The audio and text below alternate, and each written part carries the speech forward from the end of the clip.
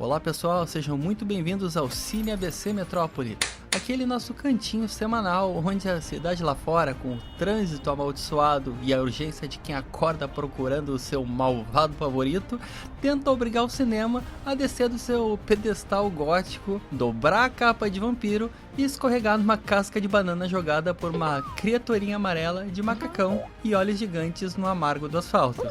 E hoje, o papo é sobre perder a compostura. Sabe aquela aura intocável dos clássicos de 1930? Aquela solenidade cinza, o medo reverencial que a gente aprendeu a ter do preto e branco e dos monstros da Universal?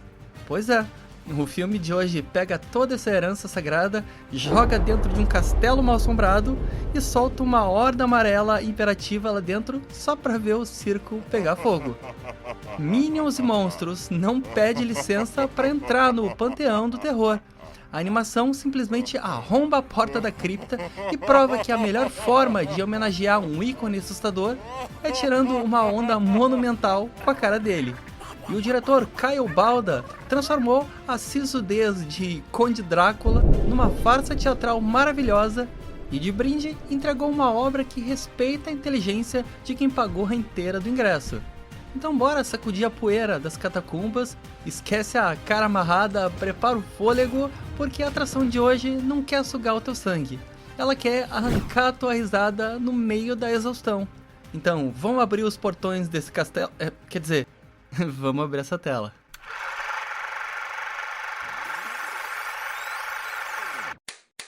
In Hollywood, the new stars at the silver screen changed the face of the motion picture industry forever. The Minions are back.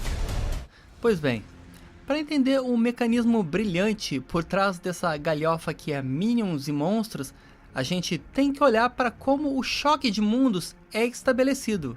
A Tropa Amarela não chega com ares épicos, é claro que não. Eles simplesmente invadem os portões do Conde Drácula por puro acidente e começam a desarmar armadilhas milenares com a mesma displicência de quem passeia num domingo no parque de sol.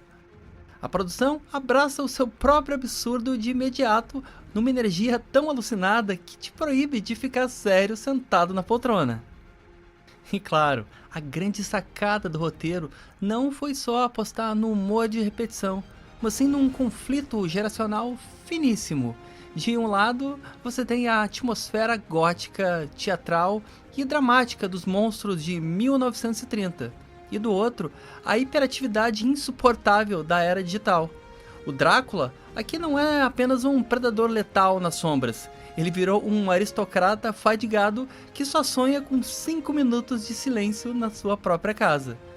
O Frankenstein desfila pela tela com uma melancolia atenuada, encarando o caos amarelo como se fosse um idoso perdido numa rave. E olha, é um soco cômico formidável, porque o roteiro espelha nas criaturas das trevas o cansaço real do adulto que está ali sentado, acompanhando a família inteira no cinema. E visualmente, bom, o filme é uma aula de design arrojado. A direção de arte mergulha de cabeça no expressionismo alemão e na estética de filme noir, apostando em escadarias colossais, fumaça densa e pântanos sinistros, só que de um jeito, eu diria, bem particular. O castelo se torna um ambiente majestoso e opressivo, só que aí a montagem espirra o neon gritante dos Minions e as suas engenhocas tecnológicas no meio dessa escuridão maluca. E o contraste não é só de cor, é físico. A animação encontra um equilíbrio excelente entre as reações esborrachadas e frenéticas daquelas pílulas amarelas colidindo com os movimentos pesados, clássicos e engessados das feras. A textura dos tecidos puídos, do veludo do caixão e da pedra úmida tá ali, esfregada na nossa cara o tempo todo. Assim, o sagrado acaba virando bagunça num piscar de olhos. E uma coisa eu te garanto, por aqui não tá faltando nada. Nós temos até laboratório científico que acaba virando pista de dança improvisada. E o filme sabota a atmosfera gótica o tempo todo. Tem uma cena específica que é puro ouro de pastelão. A múmia, tentando recuperar a própria dignidade, Aí ela começa a enfaixar o braço no meio de um corredor escuro, enquanto na outra ponta tem um Minion puxando o tecido e desenrolando o monstro como se fosse um rolo de papel higiênico. Nossa, a sisudez da Universal sendo tratada com a gravidade de uma peça de escola que deu muito errado. Mas e olha só o que deu muito certo. Porque na real ela fisga o cinéfilo de verdade ali no meio. E aquilo é o flerte descarado com a metalinguagem. A direção arma recriações maravilhosas da história da sétima arte. A recusa do diretor em aceitar um roteiro no piloto automático entrega momentos estupendos. E o ponto máximo é a homenagem à icônica chegada do trem à estação dos Irmãos Lumière. É um nível de apuro visual e referencial que transforma uma comédia familiar colorida numa genuína carta de amor ao cinema antigo. E claro, a animação não é imune a tropeços. A subtrama do monstro na Lagoa Negra demora para encontrar o compasso e fica meio escanteada. E também a estrutura de correria pelos salões às vezes recai naquela velha repetição que acabou virando marca do estúdio. Mas o charme e sobretudo a audácia de pichar o mural sagrado da Universal atropelam com louvor todo e qualquer tipo de deslize. E como sempre, eu preciso obrigatoriamente parar para aplaudir de pé a dublagem brasileira, porque se a trama doida não desmorona em apenas gritaria oca, o mérito é de um talento nacional absurdo na cabine. O monumental Guilherme Briggs, comandando e puxando o elenco de nossas vozes tupiniquins, entrega um vampiro à beira de um colapso nervoso que vale sozinho o preço da sessão. O time nas respirações curtas, a exasperação, a pausa cômica antes de um grito de indignação, eles injetam uma humanidade e uma alma analógica formidável aos personagens de computação gráfica. O trabalho focal consegue sim lindamente sustentar o humor irônico que constrói uma ponte direta com a nossa cultura, salvando e muito o peso verbal do filme. No fim das contas, o que a Illumination faz aqui vai muito além de garantir a venda de pelúcias no final do ano. O filme atesta que arrastar as lendas do medo para dentro de um circo colorido e frenético não arranha de forma alguma a aura majestosa que eles construíram lá nos anos 30. Muito pelo contrário. E o longa escancara que a prova definitiva de um ícone pop ser imortal é justamente essa capacidade dele sobreviver ao ridículo. E mais, ao colocar o Drácula, a Múmia e o Frankenstein para sofrerem com a bagunça incontrolável dessa horda amarela, o roteiro pega o nosso cinismo adulto, aquele de quem entrou na sala de braços cruzados e revirando os olhos, e desintegra ele sem pedir licença. A obra nos lembra que o cinema comercial pipoca deve ser, sim, esse espaço de catarse absoluta onde a gente se permite deixar o sagrado também virar uma piada.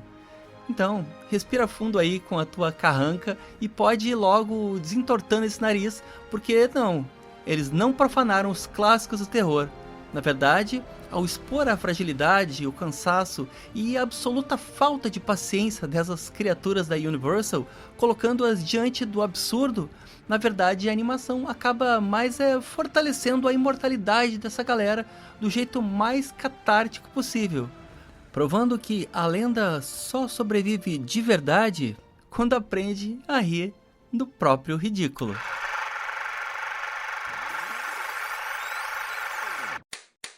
E agora, saindo um pouco do castelo assombrado e profanação com máquina de pum e casca de banana, Hollywood precisa continuar revirando o baú para garantir o final de semana das famílias. Então, a Warner acabou de oficializar a produção de um novo longa focado na origem do Salsicha e do Scooby-Doo. Mas agora em formato live action, de altíssimo orçamento, focado em hiperrealismo. É a constatação pura e simples de que a indústria está decidida a dar um banho de textura real em qualquer desenho da nossa época. E sabe qual é a ironia? A papuda, Liz, Kera, boa estadia lá, valeu? Um forte abraço! A gente reclama da falta de ideias originais, faz textão, mas no final de semana de estreia, bora todo mundo na fila comprando balde de pipoca em formato da Máquina de Mistério. é o ciclo eterno do entretenimento e, claro, do capitalismo.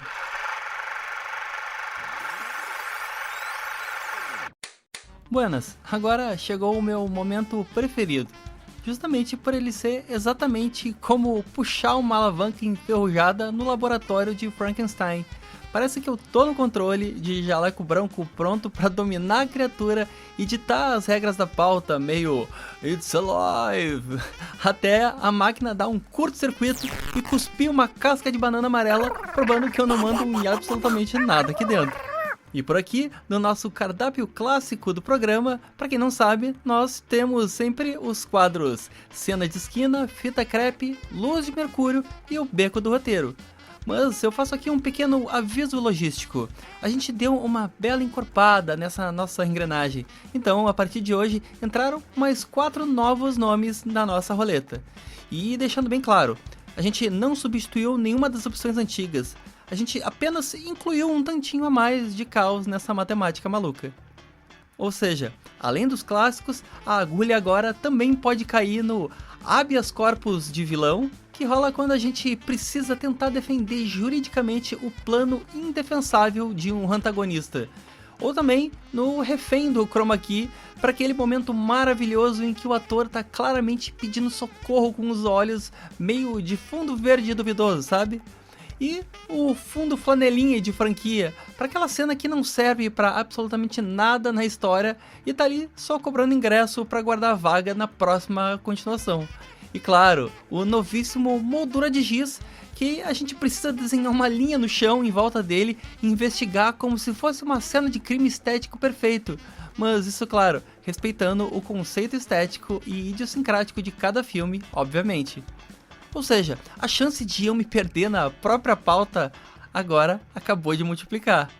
Então, vamos rodar a roda da nossa ordem desorganizada? Então, agora vai, agora oi! Aê, valeu!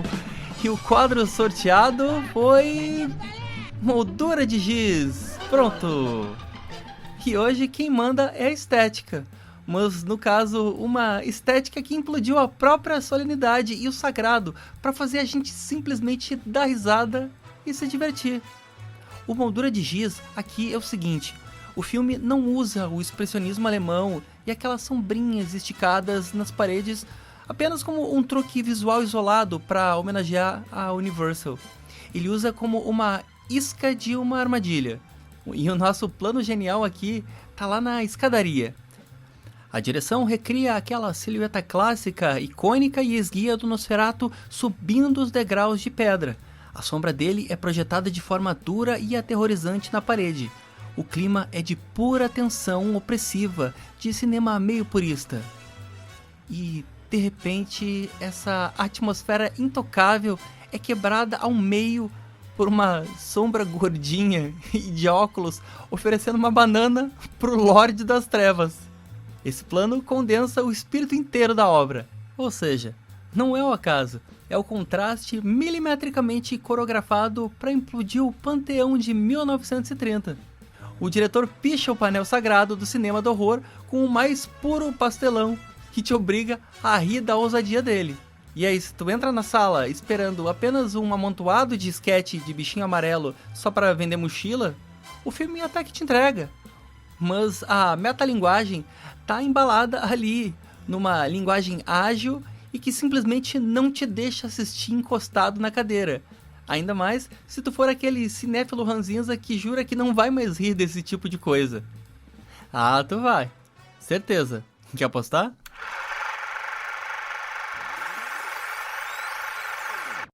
Muito bem. Depois de assistir vampiros e múmias perderem completamente o controle da própria casa e da paciência também, chegou a hora de fugir do nosso roteiro principal. Vamos abrir a porta daquele reduto onde o cheiro de plástico de fita de vídeo dita as regras.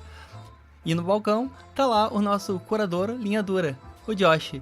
Então bora ver que indicação ele pescou para peitar a Illumination dessa semana. Bora lá? E aí, Josh, beleza, cara? Seguinte, O programa hoje é sobre misturar a realeza do terror clássico com a mais caótica comédia pastelão. É monstro passando vexame, Drácula querendo paz, hiperatividade e Ordem Amarela desarmando o horror. Então me conta aí, cara, o que foi que tu desencavou nesse teu acervo pra conseguir bater de frente com o blockbuster de hoje? Ô, João! Fala, mestre. Entra aí, não repara na bagunça. Tô aqui há 20 minutos já girando uma caneta Bic pra tentar salvar uma fita que um cliente muito querido deixou o videocassete mastigar. O pessoal esquece que tem que rebobinar bonitinho. Isso aqui é mídia física, cara. Tem que respeitar, tá ligado? Enfim. E aí, sobre o teu tema, tu acha que é só Illumination que sabe fazer bicho amarelo e falar esquisito e monstro gótico ficar estressado? Cara, se tu quer ver isso com alma de cinema de verdade, hoje eu não vou te dar um filme só, eu vou te dar uma rodada dupla. Bota teu roteiro na mesa e eu trouxe 2 masterclasses pra ti. O Wall-E, ou Wall-E para os íntimos como eu, da Pixar, e Hotel Transilvânia. Mas calma lá, Josh. Tu é purista máximo do VHS, do analógico e do efeito prático, me empurrando logo 2 animações 100% digitais pra bater de frente com uma outra animação digital. Digital com alma de celulose, João. Tem diferença brutal aí. O Wall-E não é só um pixel renderizado, tá? É a Pixar provando que sabe fazer cinema mudo puríssimo. É um Buster Keaton e Charlie Chaplin encanado numa lata de lixo com computadora.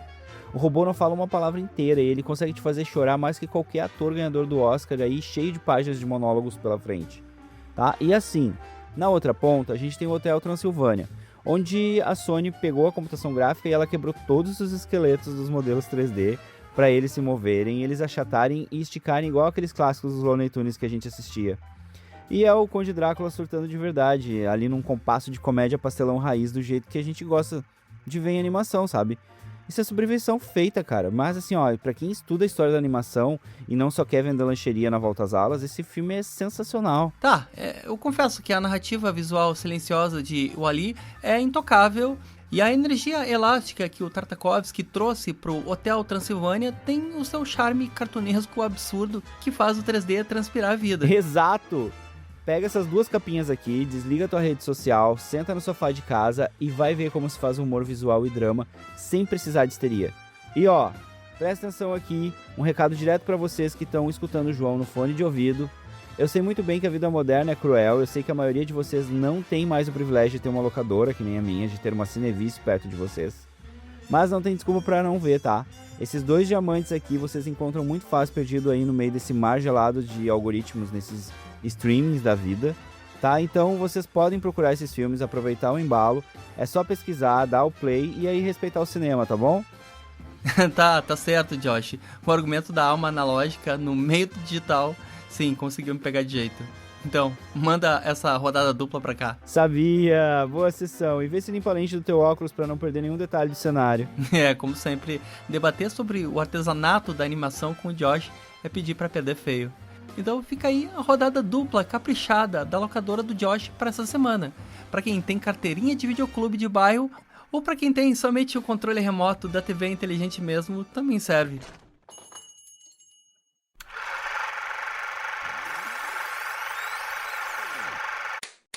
E agora, pra gente encerrar o mergulho nesse laboratório maluco, onde as catacumbas da Universal foram invadidas por um exército de pílulas gordinhas amarelas, o que fica de Minions e monstros é a prova arrebatadora de que a franquia não apenas sobreviveu ao peso do seu próprio formato, mas que se mantém viva, cheia de fôlego para tirar sarro do que é sagrado.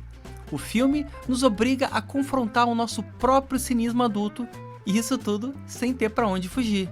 No fim do dia, a inevitável verdade é que o susto e a solenidade de um filme de terror clássico vão sempre pertencer à história do cinema.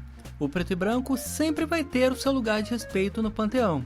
Mas a força incontrolável do absurdo, a energia caótica daquela horda tagarela de macacão jeans que não perdoa a pose de ninguém, dessa capacidade de descer do salto e deixar a galhofa amarela vencer a nossa exaustão, essa não envelhece na película jamais. E agora eu quero saber de você. Vai lá no portal abcdobc.com.br e comenta. O choque de gerações entre a realeza do terror e a hiperatividade dos Minions também arrancou a tua gargalhada? Ou de repente tu acha que a Illumination pesou a mão e a gritaria amarela acabou desrespeitando demais a Universal? Deixa lá a tua opinião. E se não quiser, azar. Até porque o filme que a gente fala no próximo episódio vai te deixar travado na cadeira. Então, aguarde. E segue o Cine ABC Metrópole em todas as catacumbas de monstrinhos amarelos de áudio. Pode ser no Spotify, no Deezer, no Apple Podcast, no YouTube e onde o sinal de internet bater, a gente tá lá. A cidade continua caótica. O trânsito lá fora não perdoa. Os boletos não respeitam nem o Conde Drácula e muito menos o Gru. E eu? Bom, eu continuo aqui. Café gelado, opinião quente e a certeza inabalável de que a melhor defesa contra o caos da vida adulta não é o medo, é uma boa casca de banana. Até a próxima sessão. Então é o terror gótico perdendo a pose, o expressionismo manchado de amarelo e a gargalhada ecoando nas masmorras em fade out de casca de banana. E até a próxima. Esse podcast é uma produção do portal ABC do ABC. Apresentação e roteiro: João Pedro Melo. Participação especial: Josh. Edição: Rodrigo Rodrigues. Direção de conteúdo: Tiago Quirino. Direção geral: Alex Faria.